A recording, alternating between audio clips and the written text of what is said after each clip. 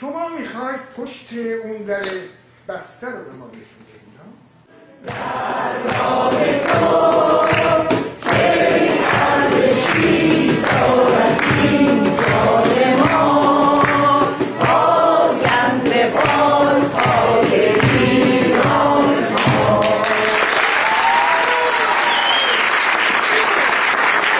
ممنون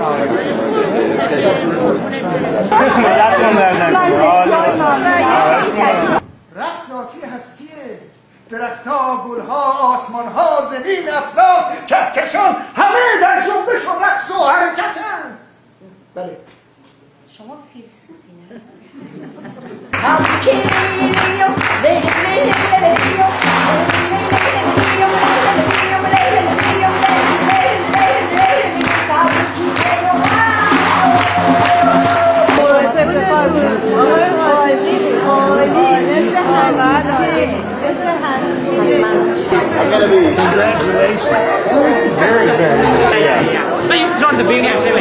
You need to put something like that in the show.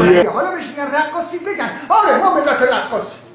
اینو میتونید توی نقش برجسته ها و آثار نقاشی مینیاتورمون هم ببینید. بسیاری از شاعران ما درباره رقص شعر گفتن و اونو ستایش کردن. بخونید اینها رو.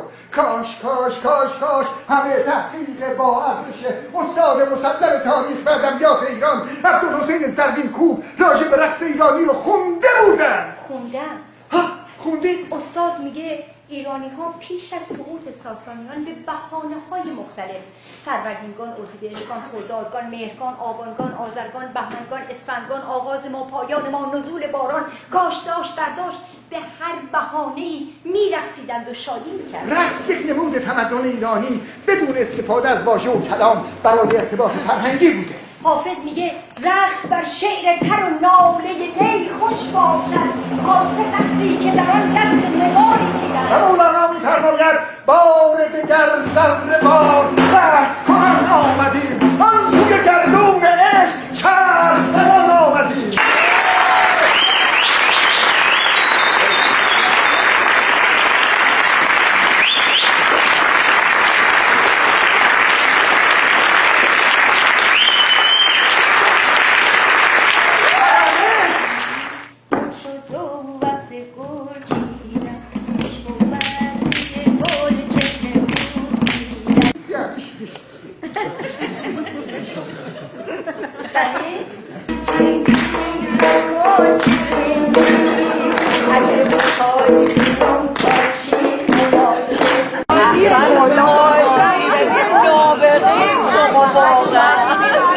امشب در سر شوری دارم، با گریه سر رو به دامانت از غم هنگامه اخبار باز آمدم، باز آمدم ماهی غم و غصه توی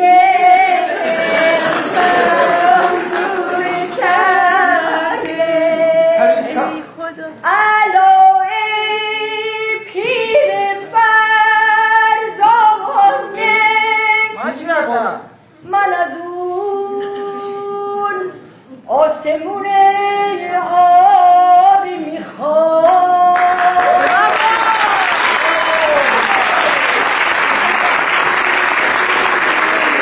شبهای مهتابی میخوام.